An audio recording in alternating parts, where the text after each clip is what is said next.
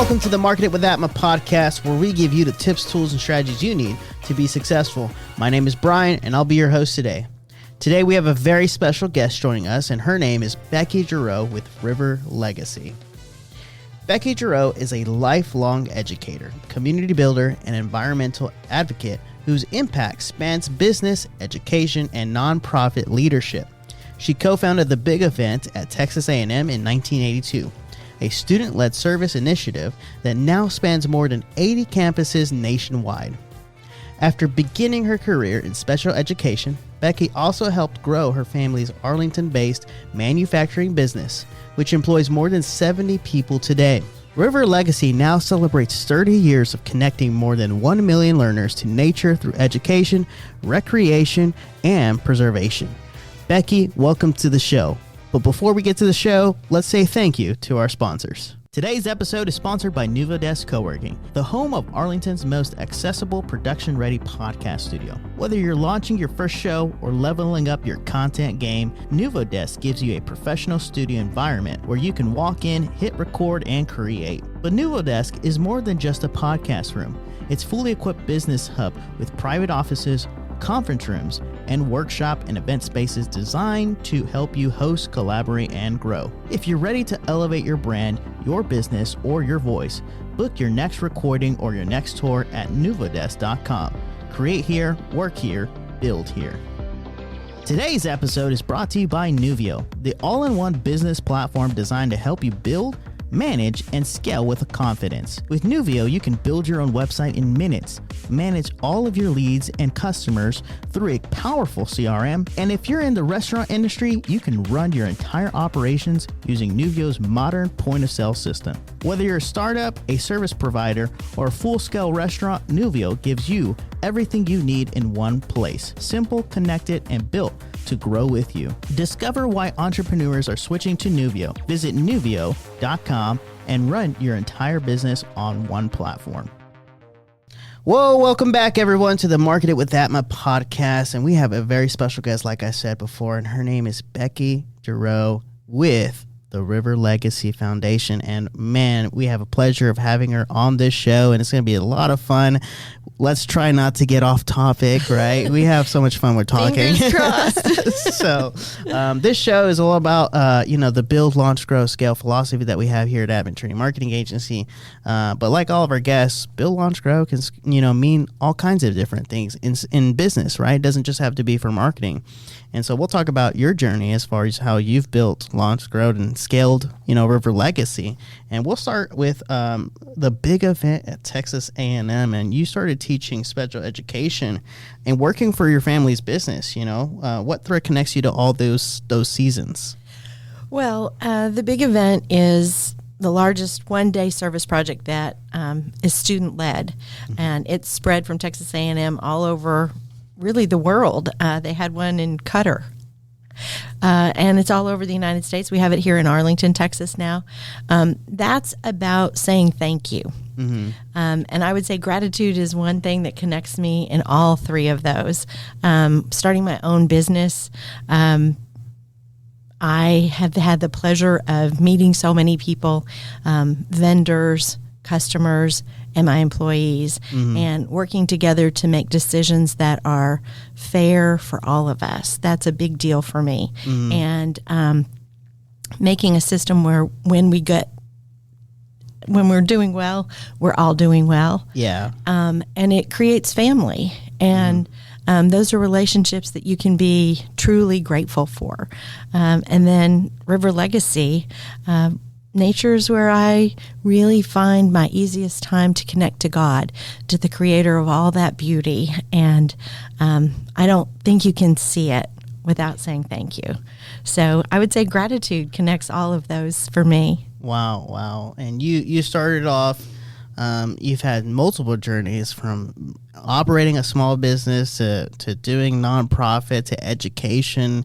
And you kind of hit it on the nail, right? Like dealing with people and working with people and just communication with people. And now you're at River Legacy, right? And so take us back, though, into 1996. What was it like developing and teaching the first curriculum when you started with River Legacy in the Nature Center? Well, what an amazing opportunity that was. I was running my own businesses, and then I also was teaching science at my son's preschool because they lost their science teacher. And my very good friend, Ellis Elliott, was also a former teacher and doing some other things. She kept kids in their home, and my son was one of the ones. And we were good friends, and I got this call from River Legacy that said, I've got your dream job for you.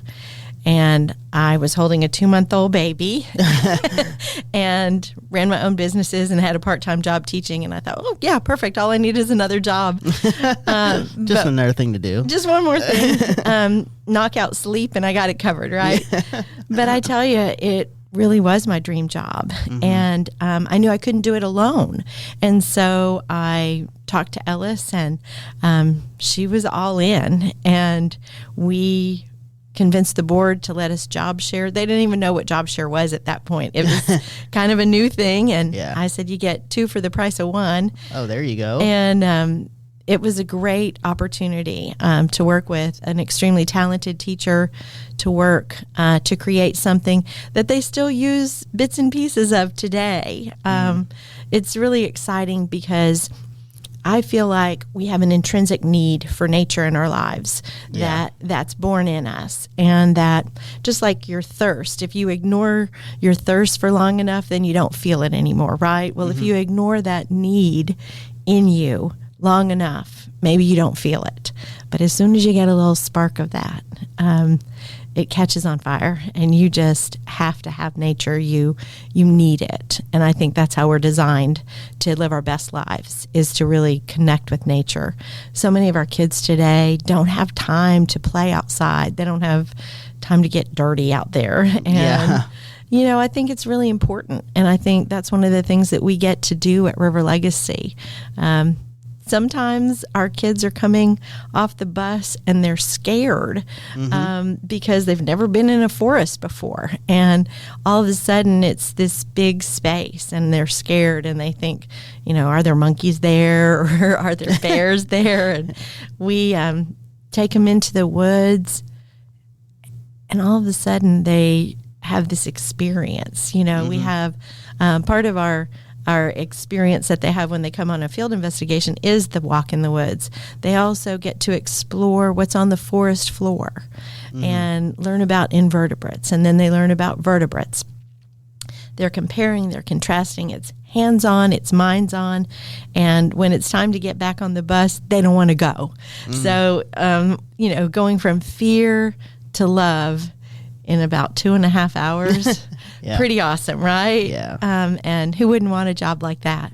No, that's awesome. That's awesome. And just so you know, the older you get, right? Like, you're right, you know, sometimes you're like, man, I just need to slow down. And I know people that actually, they force themselves to go on hikes or go camping because they're just like, I'm tired of the technology, right? I'm tired of the fast pace, and I just want calm and peace and tranquility of just nature itself. And you said that this connects you with the Creator. It really does. And so how has this personal conviction shaped your professional mission?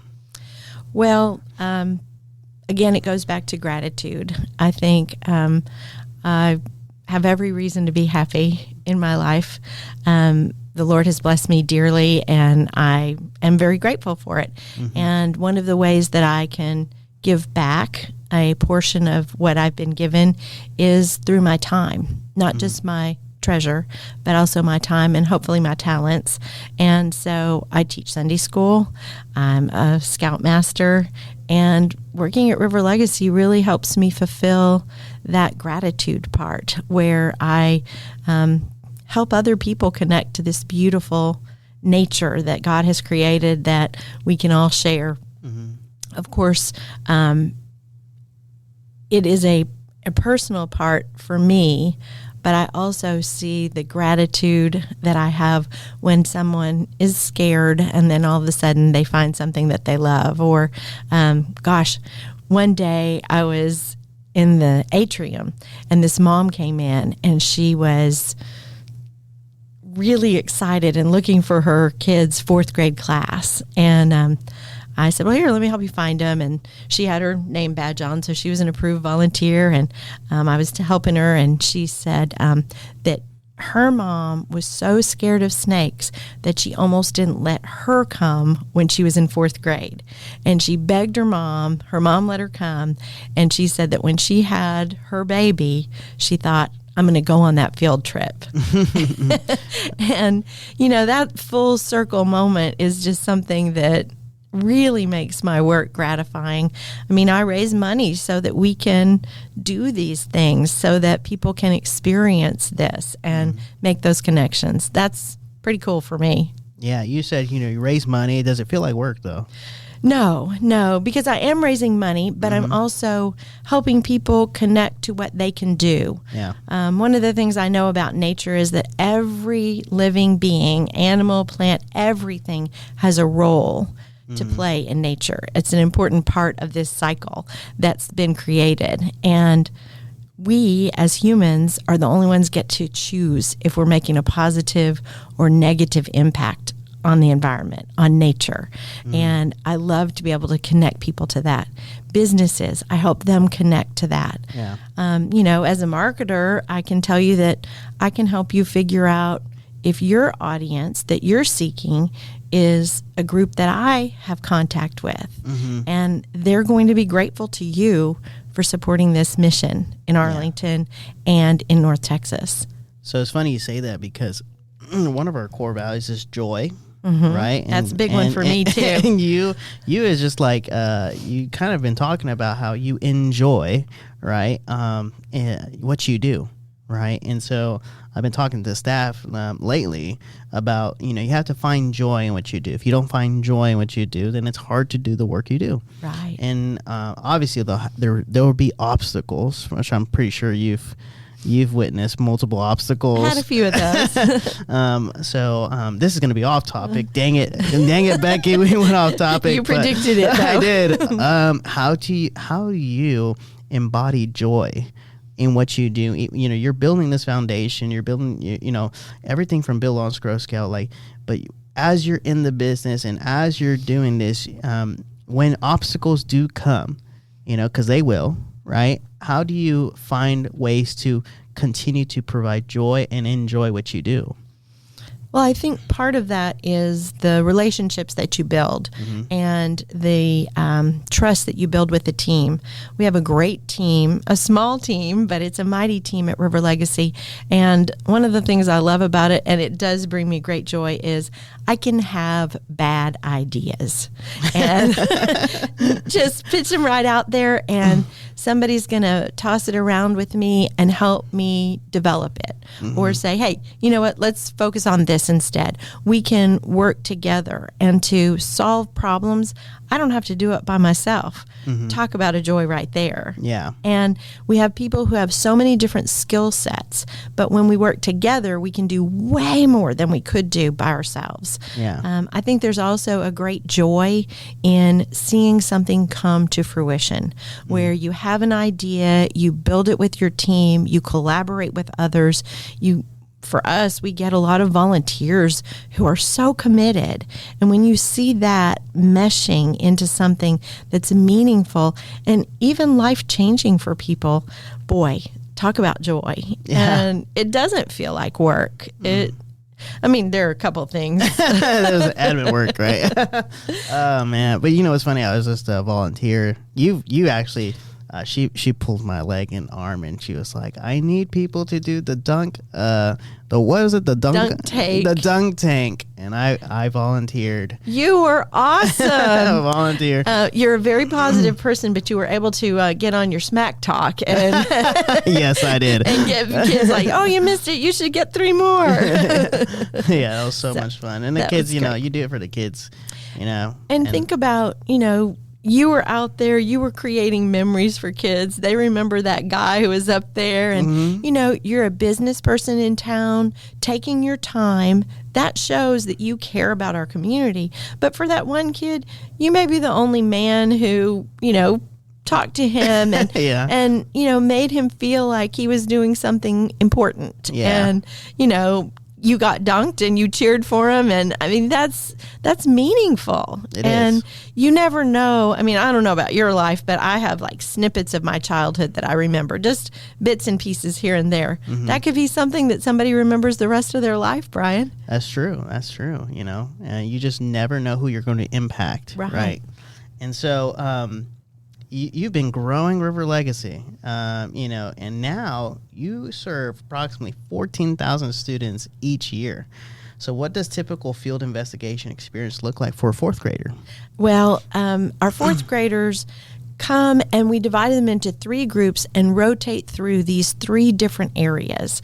So our fourth graders will have a time where they walk in the woods. They're walking in the woods with a naturalist, and they have that moment where they get still and they get quiet and they listen and they feel the breeze and they smell that smell of the leaves and sometimes a blossom, and they start to notice all of these things.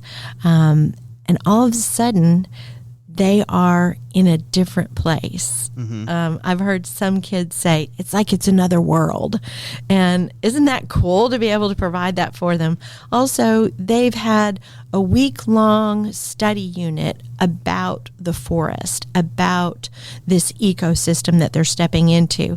And all of a sudden, all of this culmination of knowledge bubbles up, and they're like, hey, look what's in the canopy over here. Mm-hmm. And they're saying these words, and they're just rolling off their tongue because it's real. Yeah. It's something that they're experiencing. Another rotation that they have is they explore what's on the forest floor. So a lot of times, you know, people you were talking about who might want to get away might take a hike, but never really take the time to see what's on the forest floor. Mm-hmm. And we, our naturalists have these boxes that show decomposition. There's going to be some fungus in there. Yeah, lichen. No. Best beetles, earthworms. It's pretty cool. Yeah. They get to see what termites do. We put a little trash in there. Wow. And show them that could be on the forest floor. We might show them what might happen if an animal ate that.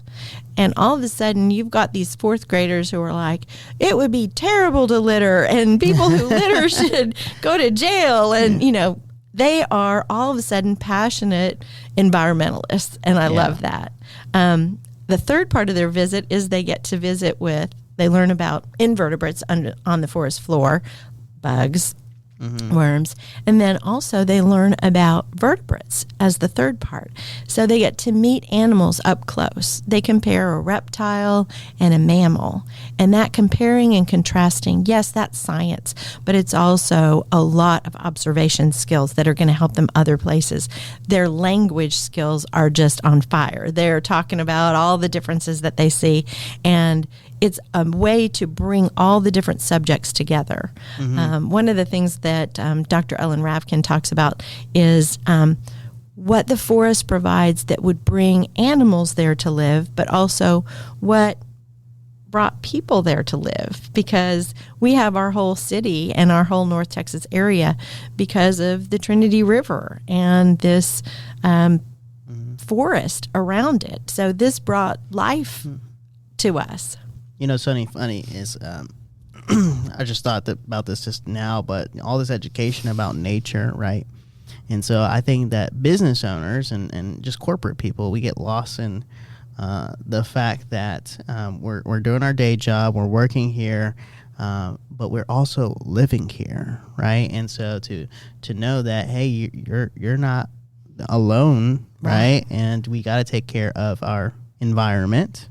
Because it's what surrounds us, right? And we're living a part of it. And so, oddly enough, being a part of it, you allow the second graders to participate as well. So why is accessibility so central to the mission for you guys? Well, nature is good for us. It lowers your blood pressure, lowers your levels of stress, decreases depression. It fights diabetes, which is an epidemic in our kiddos now, and obesity. It I've got ADHD. I don't know about anybody else in here, but I think I do too. but just being in nature decreases the problems that come from ADHD. It helps you focus. It helps bring up those levels of chemicals in your brain that help you function at your best, no matter what you have. Mm-hmm. So it's a great thing for everybody. Nature is for everybody, but there's no ad on TV that says, hey, do you want your kid to be successful? Get them out in nature. You want your kid to really learn and be creative?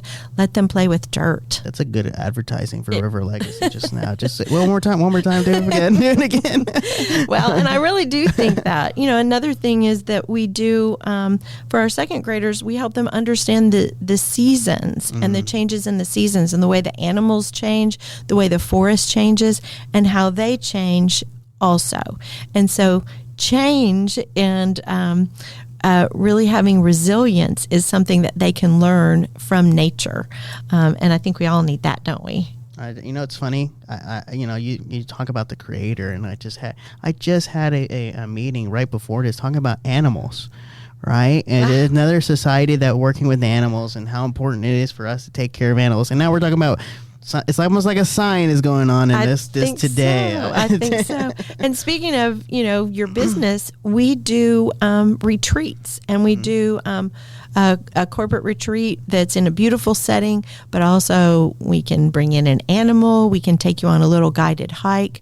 One organization that was there, they were really working on some change, and they came and said, hey, can we have our break a little early because we're kind of stuck? And we did a forest bathing activity with them. Oh, okay. Which is a Japanese practice. No towels are required, no water, but you use all 5 senses to experience the forest or whatever environment you're in. But forest bathing really calms you down. It centers you, and it helps you get back to that calm, focused way of thinking. It probably helps you be more creative. And they came back in, and this was in July, so it was hot. And they were happy that they did it, and they came back in, and they worked through this change, and everybody was like, that was the thing we needed. So I think, what you were saying about businesses, that this is part of it. Yeah. And something we try and teach businesses, second graders, fourth graders. We have programs from 3 to 93. What we want to say is that this is a beautiful, precious resource. We have it because 30 years ago, people decided that we needed this, and they preserved it for a future generation. We're living that now. Yeah. And it's our job to preserve it for the next generations to come. Because, Bryan, if we lose this 1,300-acre oasis in the middle of all the concrete, we don't get to rebuild it. It doesn't come back. Yeah. It's a very precious resource that we have. Yeah, absolutely. Absolutely. You just gave me an idea about maybe a company retreat for ourselves, but love that. You talking about animals. We talk about animal ambassadors. I'm telling you, it's almost like something's going on here, right? With hands-on STEM education. So why is that so powerful? Well, I mean, in marketing, what do you say? Eyes and teeth, right? People like to see those faces. Well, you bring out an animal, you've got the best smiles. The kids are engaged, adults are engaged, because seeing an animal up close, you really start to appreciate them. Not everybody loves an opossum. Yes. They have more teeth than any other mammal in North America, but they're pretty cool. They're marsupials. Yeah. That's neat, right? They have the ability to eat about 6,000 ticks a season. Who loves ticks? Not me. Not me. So are you starting to love an opossum? Yeah. Yeah. And, they look kind of wiry, but they're really very soft.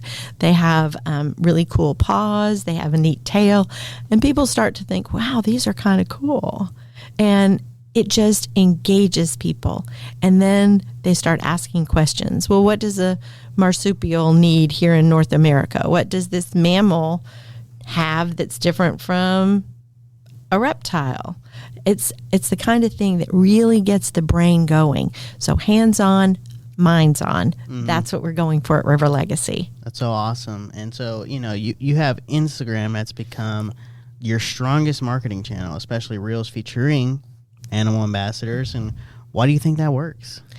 Well, again, the animals are so engaging. And like you said, it's kind of a theme we've got going on, but it's a theme for River Legacy. That's something that we have that most places don't have. We have over 100 animal ambassadors at River Legacy. Now, what we put on display there, these are native animals, but we also have some non-native animals that we bring out so that we can compare and contrast what makes an animal perfect for this environment as opposed to that environment. Animals just engage people. And also, there aren't a lot of people who get a chance to get to know the personality of a turtle, because they do have special personalities. They do. Yeah. They do. I think all animals have personalities, right? Yeah, I think you're right. I think it's important that, that we, because, we have a puppy, right? My wife and I just had a puppy, and not had a puppy, but congratulations. Thank you. Adopted a puppy, and they just have their own character. They just have their own personality. And it's just interesting, right? And something odd happens when, even though you can't speak to them and they don't you speak the same language, but you don't speak the same language, right? Right. It's that inside. Well, I tell you what, we have a turtle who is kind of still and quiet until the kids come around. We have a great big corral with clear sides that the kids sit around.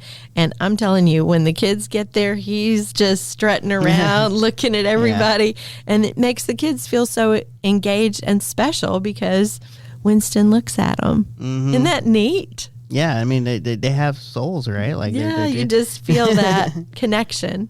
That's so awesome. So you've helped raise $2.5 million to renovate the Discovery Room.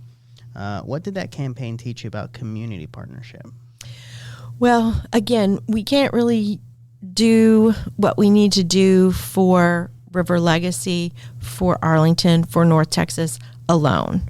And so it really takes making those partnerships, developing those relationships, learning what our partners really have as their goal, as their desires, and then figure out a way to connect them to what we do at River Legacy. A lot of times it involves really getting to know the partner and to say, who do you want to send this message to? What is it you want to say, and who do you want to say it to? And then we can figure out, because we have festivals that are community festivals that we offer at no charge. I would say they were free festivals, but they're not free. We have to have sponsors help us pay for those. Another thing that we do is we have some fundraisers. And so those are an opportunity for team building, for our sponsors to really get a time with their clients. And it's a way that we can build those relationships and also say thank you, to say what your donation, what your sponsorship has done for now 1 million kids. So that's what we try to do. And that's awesome. Like, I always tell people, no matter what business you're in, you're doing business with people, right? And so having that relationships and having those relationships is crucial and important to grow anything, right? And it's funny, it's going back to the Instagram thing that we're talking about animals. It's like people just connect with animals, right? And then you have to have kind of like a balance. When people are trying to do social media, sometimes I think people get caught up in, we need to sell. And it's like, no, it's about the experience. It's about, the personalities. You just said it. Animals have their own personalities, and people want to see that. But also, like, dealing with people, we all have different personalities. And I just had a meeting before this. It's like, it was funny because our new customer was like, the reason why we chose you was completely how we felt doing business with you. Right. We were making jokes on the Zoom call, and it was like, I just connected with you. Yeah. And I think that people forget about connection, relationships, and anything that we do. And it's important, right? And as you said, hey, partnerships is relationships. Right. Partnerships is relationships. And if we're not all on the same mission, and united for a goal that we want to do together, then nothing matters, right? Right. Well, and I think you're really good at that, because you do make people feel comfortable. Then they feel comfortable expressing those needs to you, those goals that they have, and so then your brain goes to work about how are we going to get that done. I'm like a counselor, It's like a business counselor. Sometimes I'm like a business counselor. How much do I owe you for this session? We make jokes about that. Everybody, my staff makes jokes about that all the time. They're like, did you have a business therapy session? I said, yes, I did. Yes, it is. Yes, it is. If someone listening wants to support the next generation of environmental stewards, what role can they play? Oh, I'm glad you asked. We are looking for donors to connect to us so that we can expand the mission. Mm-hmm. We want to reach out to more and more people all over North Texas. We're looking for sponsors. We definitely need sponsors to help us. So you can go to www.riverlegacy.org, and we have a donate button. We also have a sponsorship area. That's really important, and that's my job, is fundraising. But I also want to talk about friend raising, and it goes back to the relationship that you were just saying. If anything that we've said really resonates with our listeners, I would love for them to connect with us on our social media. On riverlegacy.org, they can sign up for our e-newsletter. We won't sell or give their information to anybody else, but it just helps them understand what we're doing and what opportunities there are for them to come and connect to nature. Instagram has been huge for us. Facebook is still happening for us. And those are ways that people can communicate with us and also see what's happening and get those cute animal videos. Yes, absolutely. Everybody loves animal videos and cute animals. Well, it's been a pleasure, Becky. Once again, we've had Becky with River Legacy. You know where to find her. It's been a blast. Once again, my name is Bryan. I thank you guys for listening to the Marketing with ATMA podcast, and we will see you guys next time.